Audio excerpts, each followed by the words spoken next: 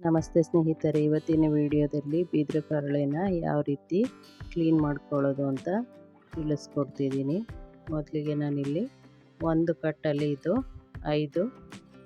4 ಅಥವಾ 5 ಇರುತ್ತೆ. ಇದನ್ನು ನಾನು ಬನಶಂಕರಿ ದೇವಸ್ಥಾನದ ಹತ್ರ ಮಾರ್ತಾರೆ, ಅಲ್ಲಿಂದ ತಂದಿರೋದು. ಊರಲ್ಲಾದರೆ ಜಮೀನಿನ ಸೈಡಲ್ಲಿ ಬೆಳೆದಿರುತ್ತೆ. ಮಳೆಗಾಲದಲ್ಲಿ ವರ್ಷಕ್ಕೊಮ್ಮೆ ಇದು ಮೊಳಕೆ ಹೊಡೆಯುತ್ತವೆ.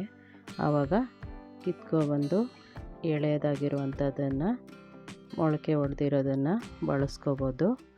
ಇಲ್ಲಿ ನಾನು ಈ ರೀತಿ ಮೇಲ್ಭಾಗದ ಪದರನ ತೆಗಿತಿದ್ದೀನಿ.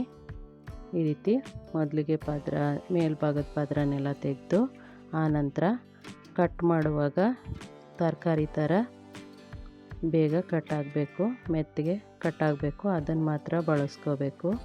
ನಾರಿನ ಥರ ಇರೋದನ್ನು ಅಂದರೆ ಕಟ್ ಮಾಡುವಾಗ ತಕ್ಷಣಕ್ಕೆ ಕಟ್ಟಾಗದೇ ಇರೋದು, ಅದು ಬಲ್ತಿರುತ್ತೆ, ಅದನ್ನು ಬಳಸ್ಕೋಬಾರ್ದು. ಹಾಗೆಯೇ ಈ ಹಸಿರು ಭಾಗದ ಥರ ಇರೋದನ್ನು ಮೇಲ್ಭಾಗ ಒರೆದ್ಬಿಟ್ಟು ಬಳಸ್ಕೋಬೇಕು. ಇದನ್ನು ಬಸ್ರಿ ಹೆಂಗಸರಿಗೆ ಕೊಡಬಾರ್ದು. 2 ತಿಂಗಳಾಗಿರಲಿ ಅಥವಾ ಡೆಲಿವರಿ ಟೈಮ್ ಆಗಿರಲಿ ಅವ್ರಿಗೆ ಕೊಡಬಾರ್ದು. ಇದನ್ನು ತಿನ್ನೋದ್ರಿಂದ ಹೊಟ್ಟೆಲಿರೋ ಕಲ್ಲು ಕರಗುತ್ತೆ ಅಂತ ಹೇಳ್ತಾರೆ. ಇದು ಅಷ್ಟೇ. ಹಾಗೆ ಬಾಳೆ ದಿಂಡನ್ನು ಹೊಟ್ಟೆನಲ್ಲಿ ಕಲ್ಲಿನ ಅಂಶ ಇದ್ದರೆ ಅದು ಕರಗೋದಕ್ಕೆ ಇದನ್ನು ಕೊಡ್ತಾರೆ. ಹಾಗೆ ಕೂದಲೇನಾದರೂ ಸೇರಿದ್ರೂ ಹೊಟ್ಟೆಯಲ್ಲಿ ಇದು ತೆಗೆಯುತ್ತೆ, ಕರಗಿಸುತ್ತೆ, ಆಸಕ್ತಿ ಇರೋವಂಥದ್ದು. ಹಾಗೆಯೇ ವರ್ಷಕ್ಕೊಮ್ಮೆ ಸಿಗೋವಂಥದ್ದು. ಇದನ್ನು ಒಂದು 2-3 ಬಾರಿ ಆದ್ರೂ ತಂದು ಮಾಡಿ ತಿನ್ನೋದ್ರಿಂದ ತುಂಬ ಒಳ್ಳೆಯದಾದಂಥದ್ದು. ಹಾಗೆಯೇ ಇದರಿಂದ ಮಾಡೋ ಅಡುಗೆಗಳು ತುಂಬ ರುಚಿಕರವಾಗಿರುತ್ತೆ.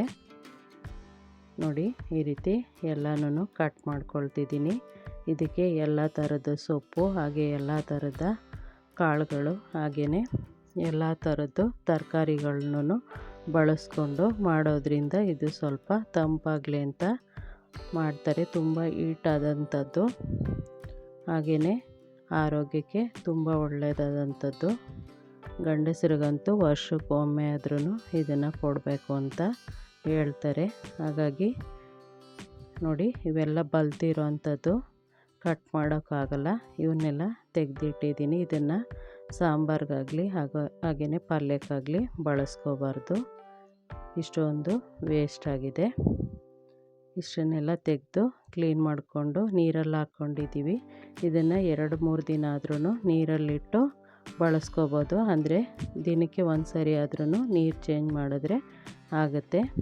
ಸ್ನೇಹಿತರೆ, ಈ ವಿಡಿಯೋ ಇಷ್ಟ ಆಗಿದ್ದರೆ ಲೈಕ್ ಮಾಡಿ, ಮರೀದೆ ಕಮೆಂಟ್ ಮಾಡಿ. ಧನ್ಯವಾದಗಳು.